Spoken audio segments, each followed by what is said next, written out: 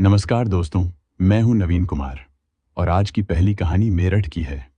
ये बात 2022 की है। मेरठ में एक इलाका है कंकरखेड़ा। इसी इलाके में प्रॉपर्टी ब्रोकर सुजीत कुमार का परिवार रहता है। परिवार में पत्नी नीतू और इकलौती बेटी निशा थे। निशा पढ़ने लिखने में तो तेज थी ही, इसके अलावा अपने स्कूल में अन्य गतिविधियों में भी आगे रहती थी। निशा ने साल भर पहले कॉलोनी का एक जिम ज्वाइन कर लिया था। सुजीत कुमार बेटी की हर इच्छा पूरी करते थे, इसलिए उन्होंने उसकी इस निर्णय का भी विरोध नहीं किया। निशा ने जिम जाना शुरू किया तो पहले एक दो दिन जिम संचालक ने उससे शारीरिक दूरी बनाकर वर्कआउट के कुछ तरीके बताए, लेकिन इसके बाद वह निशा के शरीर को किसी भी जगह छूकर उसे वर्कआउट करवाने लगा। दरअसल इस दौरान सीखने वाले और सिखाने वाले दोनों के शरीर एक दूसरे से सटे रहते हैं, जो पूरी तरह से अनुचित है। इसलिए जब निशा ने पहली बार अपने शरीर से किसी पुरुष को इतना पास खड़ा होते देखा तो वह थोड़ी शर्माई, लेकिन जब उसके इंस्ट्रक्टर ने उसे हिम्मत दी तो धीरे धीरे उसने उसकी शारीरिक नजदीकी को नजरअंदाज करना शुरू कर दिया, जिसका फायदा उठाकर अधेड़ जिम ट्रेनर ट्रेनिंग के दौरान फिगर सुधारने का लालच देकर निशा के शरीर के कुछ खास हिस्सों पर दबाव बनाने लगा। नतीजा यह हुआ कि निशा अपने से काफी बड़े इंस्ट्रक्टर के प्रति आकर्षित हो गई। इसका फायदा उठाकर जिम ट्रेनर ने उसके साथ शारीरिक नजदीकी बना ली। इस तरह एक नई कहानी की शुरुआत हुई। निशा, जो पहले सिर्फ 1 घंटे में जिम से वापस घर आ जाती थी, अब 3-3 घंटे तक जिम में बिताने लगी। मेरठ में एक जगह है मोदीपुरम। इसी इलाके में एक हॉस्पिटल है फ्यूचर प्लस। 7 जुलाई की रात निशा को इसी हॉस्पिटल में भर्ती किया। निशा को शाम के समय अस्पताल लाया गया था। उसके पिता ने डॉक्टर को बताया कि सुबह वह छत पर कसरत कर रही थी। तभी इलाके में आतंक मचाने वाले बंदरों के झुंड ने उसे घेर लिया। बंदरों से बचने की कोशिश में निशा घबराकर छत से गिर गई और गंभीर रूप से घायल हो गई। पिता ने पहले उसे कंकरखेड़ा के कैलाशी अस्पताल में भर्ती कराया, लेकिन शाम को बेहतर इलाज के लिए उसे फ्यूचर प्लस अस्पताल ले आए। छत से गिरने के कारण घायल हुई निशा की हालत खतरे से बाहर थी, लेकिन डॉक्टरों ने सावधानी बरतते हुए उसे आईसीयू में भर्ती कर दिया था। निशा के पिता सुजीत उसकी देखभाल के लिए अस्पताल में रुके हुए थे। आमतौर पर उम्र की बेटी की देखभाल के लिए ऐसे मौकों पर मां, बहन या किसी परिचित युवती को साथ रखा जाता है। निशा की मां भी अस्पताल में रुकना चाहती थी, लेकिन सुजीत ने उन्हें जबरदस्ती घर भेज दिया। रात करीब 1 बजे ड्यूटी नर्स सपना एक डॉक्टर के साथ आईसीयू में पहुंची। दोनों निशा के पास आए, जहां उसके पिता पहले से मौजूद थे। डॉक्टर को देखकर पिता पलंग के पास से हटकर बाहर चले गए। डॉक्टर ने निशा की नब्ज चेक की और उसकी मेडिकल फाइल को देखा। इसके बाद उसने सपना से कुछ कहा और सपना ने पहले से तैयार ट्रे में रखा हुआ इंजेक्शन निकालकर निशा को लगा दिया। इंजेक्शन लगाने के बाद न तो डॉक्टर ने और न ही नर्स ने आईसीयू में भर्ती बाकी मरीजों पर ध्यान दिया और तुरंत बाहर निकल गए। थोड़ी ही देर बाद निशा के कराहने की आवाज अचानक तेज और लगातार होने लगी। करीब 5-7 मिनट बाद वह बिस्तर पर हाथ पैर फेंकते हुए जोर जोर से चीखने लगी। उसकी आवाज सुनकर ड्यूटी पर मौजूद डॉक्टर भागकर मौके पर पहुंचे। निशा की गंभीर हालत देखकर वे भी घबरा गए। किसी को समझ नहीं आ रहा था कि उसकी तबीयत इतनी तेजी से क्यों बिगड़ गई। मामला इतना गंभीर था कि डॉक्टरों को उसकी जान बचाने की फिक्र सताने लगी। स्थिति की गंभीरता को देखते हुए जैसे ही खबर फैली, अस्पताल के दूसरे डॉक्टर भी देर रात अपने घरों से भागकर अस्पताल पहुंच गए। जब उन्होंने पूरी घटना की जानकारी ली तो अस्पताल प्रशासन को शक हो गया कि निशा के साथ कुछ ऐसा हुआ है जो नहीं होना चाहिए था। सच्चाई पता करने के लिए डॉक्टर्स ने आईसीयू में लगे सीसीटीवी फुटेज की जांच की। फुटेज देखकर वे चौंक गए, क्योंकि उसमें दिखा कि कुछ देर पहले ड्यूटी नर्स सपना एक डॉक्टर के साथ निशा के पास गई थी। इस दौरान सपना ने निशा को एक इंजेक्शन दिया था। सबसे चौंकाने वाली बात यह थी कि जो डॉक्टर सपना के साथ दिख रहा था वह अस्पताल का कर्मचारी नहीं था। मामला संदिग्ध लगते ही अस्पताल प्रशासन ने सपना को तुरंत बुलाया, लेकिन जैसे ही उसे बुलाया गया वह घबराकर अस्पताल से भागने की कोशिश करने लगी। हालांकि बाकी कर्मचारियों ने मिलकर उसे घेर लिया और पकड़ लिया। निशा की जान बचाने के लिए यह पता लगाना बेहद जरूरी था कि उसे कौन सा इंजेक्शन लगाया गया था। हालांकि सीसीटीवी फुटेज में सब कुछ साफ दिख रहा था, लेकिन सपना लगातार यह मानने से इनकार कर रही थी कि उसने निशा को कोई इंजेक्शन दिया है। स्थिति की गंभीरता को समझते हुए मौके पर मौजूद डॉक्टर्स ने एक रणनीति अपनाई। उन्होंने सपना को लालच दिया कि अगर वह सच्चाई बता देगी तो अस्पताल इस मामले की जानकारी पुलिस को नहीं देगा। यह सुनते ही सपना ने घबराकर कबूल किया कि उसने निशा को पोटेशियम क्लोराइड का हैवी डोज दिया था। सपना की यह बात सुनते ही डॉक्टर्स का चेहरा सख्त हो गया, क्योंकि पोटेशियम क्लोराइड का हैवी डोज जानलेवा हो सकता है। तुरंत ही निशा का इलाज शुरू किया गया ताकि उसके शरीर में फैले जहर का असर कम किया जा सके। सपना ने यह डोज किसके कहने पर और क्यों दिया, यह सवाल अभी भी अनसुलझा था। लेकिन इस समय सबसे बड़ी प्राथमिकता निशा की जान बचाना था। पुलिस को सूचित कर दिया गया था और डॉक्टर्स की टीम तुरंत उसकी जान बचाने में जुट गई। डॉक्टर्स को अब यह साफ पता चल चुका था कि निशा की तबीयत अचानक गंभीर क्यों हुई। पोटेशियम क्लोराइड का जहरीला इंजेक्शन उसकी स्थिति को बिगाड़ने का मुख्य कारण था। इसलिए डॉक्टर्स ने तुरंत ही उसकी शरीर में फैल रहे जहरीले प्रभाव को कम करने के लिए उपाय किए। इस त्वरित उपचार के बाद निशा की हालत में धीरे धीरे सुधार होने लगा और उसकी जान बचाने की उम्मीद बनी। अस्पताल से खबर मिलते ही पल्लवपुरम थाने के टीआई अविनाश अष्टवाल अस्पताल पहुंचे और सपना को हिरासत में लिया। उनसे फर्जी डॉक्टर के बारे में पूछताछ की गई, जिसके बाद उन्होंने शहर के एक अन्य निजी अस्पताल में वार्ड बॉय का काम करने वाले नरेश का नाम लिया। नरेश को गिरफ्तार किया गया और उससे पूछताछ की गई तो उसने चौंकाने वाला खुलासा किया कि निशा की हत्या के लिए जहरीला इंजेक्शन लगाने की सुपारी खुद उसके पिता ने दी थी। नरेश ने यह भी बताया कि निशा के पिता ने उसे 1 लाख रुपए की सुपारी दी थी ताकि वह अपनी बेटी को मार सके। नरेश के बयान को सुनकर पुलिस को उसकी बातों पर शक नहीं हुआ और उन्होंने उसी समय निशा के पिता सुजीत को गिरफ्तार कर लिया। पूछताछ में एक कहानी सामने आई। जब निशा ने जिम ज्वाइन किया तब उसे अधेड़ उम्र के जिम ट्रेनर से प्यार हुआ।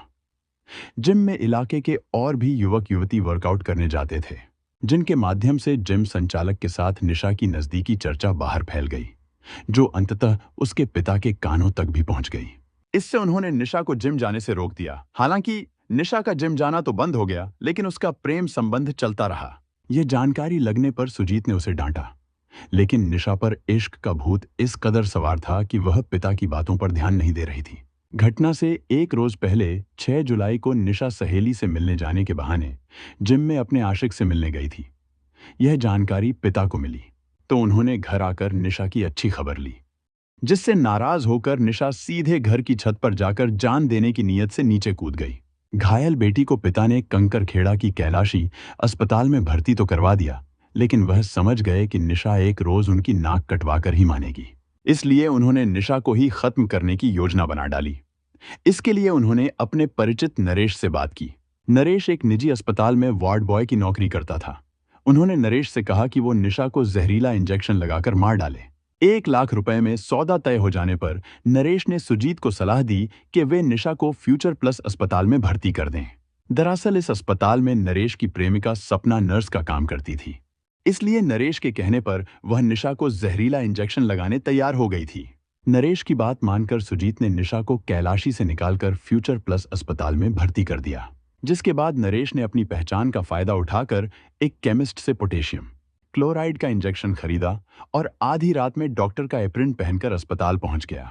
वहां आईसीयू में ड्यूटी कर रही उसकी प्रेमिका सपना पहले से इंजेक्शन भरकर तैयार थी। अस्पताल में आधी रात के बाद नरेश सपना का साथ लेकर डॉक्टर की तरह निशा के पास पहुंचा और चेकअप का नाटक करने लगा।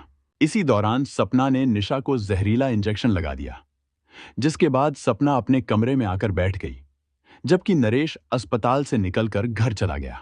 इधर थोड़ी ही देर बाद निशा की तबीयत अचानक से बिगड़ जाने पर अस्पताल प्रबंधन ने सीसीटीवी कैमरे चेक किए, जिससे पहले सपना और बाद में सपना का प्रेमी नरेश गिरफ्त में आ गया। जिससे मिली जानकारी के बाद पुलिस ने बेटी की हत्या की सुपारी देने वाले आरोपी पिता को भी गिरफ्तार कर लिया। आज की दूसरी कहानी यूपी के बरेली की है। ये बात 2003 की है।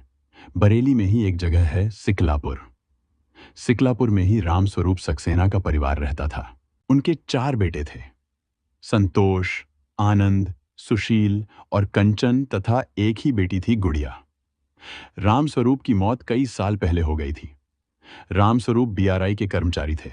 पति की मौत के बाद रामस्वरूप की पत्नी ने जोगी नवादा में फ्लैट खरीदकर मकान बनवाया। उनके फंड के पैसे से निर्मला ने मकान बनवाकर चारों लड़कों के हिस्से कर दिए। वे लोग वहां रहने भी लगे। जोगी नवादा वाले इस मकान के बगल में प्रेम शंकर का परिवार रहता था। प्रेम शंकर की पत्नी कुंती, 2 बेटे दानवीर और छोटू तथा 2 बेटियां सुधा और पार्वती थीं। सुधा की शादी पप्पू से हो गई थी। कुंती का बड़ा बेटा दानवीर ऑटो रिक्शा चलाता था। दोनों परिवारों का एक दूसरे के घर आना जाना था। भाईचारे का यह संबंध काफी मजबूत भी हो गया। लेकिन इसी बीच निर्मला ने महसूस किया कि बच्चे अब जवान हो गए, उनकी शादी कर देनी चाहिए। निर्मला ने अपने रिश्तेदारों की सहायता ली और बड़े बेटे संतोष की शादी पीलीभीत निवासी बीना के साथ कर दी। कुछ समय बाद आनंद के लिए रिश्तों की तलाश शुरू हो गई। जल्दी ही आनंद की शादी भी बरेली निवासी किरण के साथ हो गई। सभी कुछ ठीक चल रहा था, लेकिन घर में किसी को नहीं मालूम था कि घर की इकलौती लाडली बेटी गुड़िया पड़ोसी लड़के से प्यार करने लगी है। इसी बीच सुशील की शादी भी मधुबाला के साथ हो गई। अब गुड़िया की बारी थी। गुड़िया घर की इकलौती बेटी थी। घर वाले गुड़िया की शादी धूमधाम से करना चाहते थे, लेकिन दूसरी ओर गुड़िया और दानवीर सिंह की मोहब्बत परवान चढ़ने लगी थी। दोनों साथ साथ जिंदगी गुजारने के सपने भी देखने लगे थे, लेकिन दोनों की जाति अलग थी। गुड़िया जानती थी कि उसके परिवार वाले दानवीर के साथ शादी करके उसे दामाद के रूप में स्वीकार नहीं करेंगे। गुड़िया जानती थी कि यदि परिवार के लोगों को उसकी मोहब्बत के बारे में पता चला, दोनों परिवार के संबंध भी बिगड़ जाएंगे। लेकिन बात को चाहे कितना ही क्यों न छिपाया जाए, वो एक न एक दिन तो खुल ही जाती है। सो एक दिन सुशील ने बहन को दानवीर के साथ बाजार में हंस हंस कर बात करते देख लिया। फिर पूरे परिवार को बात पता चल गई। निर्मला ने गुड़िया से पूछा तो उसने साफ शब्दों में कहा कि वह दानवीर से प्यार करती है और उसी के साथ शादी भी करेगी। संतोष को गुस्सा आ गया। उसने अपनी बहन को 2-4 चांटे जड़ दिए और कहा, अब ये घर से बाहर नहीं जाएगी। हम नहीं चाहते कि समाज में हमारी नाक कटे। जल्दी से लड़का देखो और इसकी शादी कर दो। लेकिन गुड़िया ने तय कर लिया कि चाहे जो हो, वह तो दानवीर के साथ ही शादी करेगी। प्यार का जादू सिर चढ़कर बोल रहा था। मौका पाकर उसने दानवीर को फोन किया कि घर के लोग उसकी शादी की तैयारी कर रहे हैं, वह जल्दी ही कोई फैसला कर ले। इधर घर के लोग लड़की के लिए रिश्ता देखने की तैयारी में जुटे हुए थे। उधर गुड़िया और दानवीर कुछ और ही ख्वाब बुन रहे थे। इसी बीच दानवीर ने अपनी मां कुंती को गुड़िया के घर उसका हाथ मांगने को भेजा, लेकिन गुड़िया की मां ने साफ इनकार कर दिया। कुंती ने इसे अपना अपमान समझा। अब कोई और चारा नहीं था। दानवीर ने गुड़िया को फोन पर बता दिया कि वे लोग घर से भाग जाएंगे और कहीं दूर जाकर शादी कर लेंगे। 25 अप्रैल 2003 को वह अपने प्रेमी के साथ भाग गई। उसने घर वालों की इज्जत का भी ख्याल नहीं किया। दानवीर गुड़िया को लेकर पिथौरागढ़ चला गया, जहां उसने गुड़िया के साथ शादी कर ली। घर की लाडली बेटी के इस कदम से घर के लोग सकते में आ गए। उन्होंने उसे उसी के हाल पर छोड़कर उससे सारे रिश्ते खत्म कर लिए। मोहल्ले में उनकी इतनी बदनामी हो गई कि उनके लिए उस घर में रहना मुश्किल था। गुड़िया के परिवार वालों ने नवादा स्थित मकान छोड़ दिया। बड़ा भाई संतोष सक्सेना अपने परिवार के साथ वीआरआई कैंपस में रहने चला गया और आनंद सक्सेना सिकलापुर में चला गया। अब इस मकान में केवल सुशील अपने परिवार के साथ रहता था और उसके साथ उसका अविवाहित भाई कंचन भी उसी के साथ रहता था। गुड़िया और दानवीर की शादी अब 2 परिवारों के बीच रंजिश का कारण बन गई। आए दिन सुशील और कंचन के साथ दानवीर के भाई बहनों का झगड़ा होता। इसी बीच एक दिन सुशील गायब हो गया। दरअसल दानवीर के परिवार वालों की खुराफातों से तंग आकर संतोष, आनंद और कंचन ने तो अपना हिस्सा दानवीर के परिवार वालों को ही बेच दिया, लेकिन सुशील ने अपना हिस्सा बेचने से इनकार कर दिया। सुशील के परिवार वालों का कहना था कि इसी वजह से दानवीर के परिवारीजनों ने सुशील को गायब कर दिया है। इस बाबत उन्होंने पुलिस को एक तहरीर भी दी थी, लेकिन मामला ठंडे बस्ते में पड़ा हुआ था। सुशील की पत्नी मधुबाला अपनी बच्ची को लेकर अपने मायके चली गई और सुशील वाले हिस्से में कंचन ने रहना शुरू कर दिया, जो परिवार का सबसे छोटा लड़का था। दानवीर के परिवार वालों ने कल्पना भी नहीं की थी कि पार्वती कंचन से प्यार करने लगेगी, लेकिन पार्वती और कंचन चोरी छिपे एक दूसरे से मिलने लगे। वो दोनों जवान थे, उन्हें पारिवारिक रंजिश से कोई मतलब नहीं था। पार्वती ने भाई के साले को पति के रूप में देखना शुरू कर दिया। इसी बीच दानवीर अपनी पत्नी गुड़िया और 2 बेटियों के साथ वापस आ गया और उसी मोहल्ले में उसने किराए का मकान ले लिया। मगर गुड़िया के परिवार वालों ने गुड़िया के साथ कोई मेल जोल नहीं रखा, लेकिन कंचन बहन की ननद से प्यार भी करता था। अतः वह सोचता था कि शायद उसकी बहन उसके प्यार को परवार चढ़ाने में मदद करेगी। गुड़िया की हालत अजीब और गरीब थी। उससे उसके मायके वाले तो दूर हो ही गए थे, ससुराल वालों को भी उससे कोई हमदर्दी नहीं थी। दूसरी ओर दानवीर के प्यार का सुरूर भी हल्का पड़ता जा रहा था। इसी बीच दानवीर की मां कुंती को पता चल गया कि पार्वती कंचन के साथ छिप छिप कर मिलती है। बेटी की इस हरकत पर उसे गुस्सा आया और उससे भी ज्यादा गुस्सा उसे कंचन पर था। उसने दानवीर को जब सारी बात बताई तो वह भड़क उठा। कंचन की यह हिम्मत कि वह उसकी बहन को अपने जाल में फंसाए। उसने गुड़िया से कहा, अपने भाई को तुम समझा लो, वह जो कुछ भी कर रहा है ठीक नहीं है। शादी के कुछ साल बाद ही संबंधों में तनाव आ गया था। गुड़िया ने भड़क कर कहा, मेरा भाई क्या बुरा कर रहा है? तुमने जो कुछ किया वही तो वह कर रहा है। तुमने जो कुछ किया वही तो वह कर रहा है। अपनी बहन की बात आई तो तुम्हें इज्जत की फिक्र होने लगी। मेरे परिवार वाले की भी तो बदनामी हुई है। धीरे धीरे कंचन उनके लिए सिर दर्द बनने लगा। दानवीर को लगता कि गुड़िया कंचन का पूरा पूरा साथ दे रही है। इसी बात को लेकर पत्नी के साथ उसका तनाव चल रहा था। वह अक्सर शराब पीकर घर आता और पत्नी से मारपीट करता। उसे जब पता चलता कि कंचन अपनी बहन से मिलने घर आया था तो वह कहर मचाता। दूसरी ओर कुंती भी दानवीर के कान भरती रहती। आखिर परेशान होकर घर वालों ने पार्वती का रिश्ता पक्का कर दिया और उसकी शादी करना तय किया। घर वालों ने तो सोचा कि सगाई हो जाने के बाद पार्वती कंचन का ध्यान छोड़ देगी, पर ऐसा हुआ नहीं। दोनों ने घर से भागने का भी प्लान बना लिया। एक दिन दानवीर के छोटे भाई ने कंचन के घर में पार्वती को देख लिया। उसने कंचन की कसकर पिटाई कर दी। इस घटना के बाद घर वालों कंचन को रास्ते से हटाने की साजिश रची।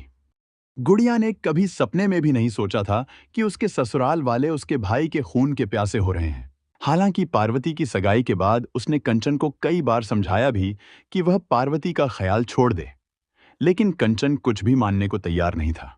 उस दिन भी रोज की तरह कंचन अपनी साइकिल पर सुबह कोई 9 बजे निकला। सिकलापुर स्थित फर्नीचर मंडी में उसने दिन भर काम किया। शाम को 6 बजे छुट्टी हुई।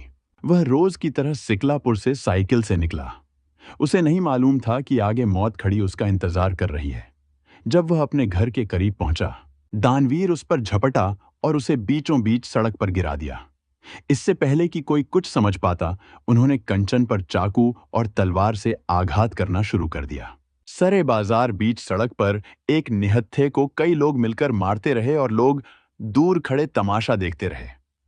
किसी ने भी हिम्मत दिखाकर कंचन को बचाने की कोशिश नहीं की। उसे मरा जानकर हत्यारे उसे छोड़कर भाग खड़े हुए। इसी बीच किसी ने गुड़िया को खबर दी कि कुछ लोग उसके भाई को मार रहे हैं। गुड़िया भागती हुई मौके पर पहुंची। खून से लथपथ कंचन सड़क पर पड़ा था। गुड़िया ने लोगों से सहायता की, गुहार की, लेकिन किसी ने मदद नहीं की। कोई रिक्शे वाला जख्मी कंचन को अस्पताल ले जाने को तैयार नहीं था। तभी गुड़िया ने एक ठेले वाले को रोका और जख्मी भाई को ठेले पर डालकर अस्पताल ले गई। लेकिन अस्पताल में डॉक्टर ने कंचन को मृत घोषित कर दिया। कंचन के परिवार वालों को भी घटना की खबर मिल गई। वे लोग अस्पताल पहुंचे। कंचन की मौत सुनकर कोहराम मच गया। सड़क पर भरे बाजार में इतना बड़ा कांड हो गया था। पुलिस को इसकी सूचना मिल गई थी। कुछ ही देर में पुलिस मौके पर पहुंच गई। मृतक का बड़ा भाई संतोष सक्सेना ने बहनोई दानवीर सिंह, उसके भाई छोटू, मां कुंती, बहन सुधा तथा पप्पू के खिलाफ रिपोर्ट दर्ज करा दी। रिपोर्ट दर्ज होते ही पुलिस ने अभियुक्तों के घरों पर छापे मारे। सभी आरोपियों को पुलिस ने गिरफ्तार कर जेल भेज दिया। यह कहानी एक परिवार में प्यार, धोखा और पारिवारिक रंजिश की गहरी जड़ों को उजागर करती है। गुड़िया और दानवीर का प्यार उनके परिवारों के बीच झगड़े और विभाजन का कारण बनता है। गुड़िया के घरवालों द्वारा विरोध करने और समाज के दबाव के बावजूद वह दानवीर के साथ भाग जाती है। इसका परिणाम दोनों परिवारों के बीच गहरे संघर्ष और हिंसा के रूप में सामने आता है। सुशील का गायब होना और कंचन का पार्वती से संबंध और इसके चलते हुए खिलाफात अंततः कंचन की मौत का कारण बनते हैं। कहानी इस बात पर जोर देती है कि परिवार के भीतर रिश्तों में तनाव और अनबन से कितना बड़ा त्रासदी हो सकता है, जब व्यक्तिगत इच्छाएं और सामाजिक दबाव एक दूसरे के विरोधी होते हैं। हमारा उद्देश्य है कि लोग इन कहानियों से सीख लें और ऐसे रास्तों पर चलने से बचें। अपनों को नुकसान पहुंचा सकते हैं। यह कहानी एक चेतावनी है ताकि हम सब मिलकर अपने समाज को बेहतर बना सकें। इसी तरह की सच्ची घटनाओं और सीखों के साथ मैं फिर लौटूंगा। तब तक के लिए सुरक्षित रहे, सतर्क रहे और ध्यान रखें कि किसी भी संदिग्ध स्थिति में सही कदम उठाना कितना जरूरी है।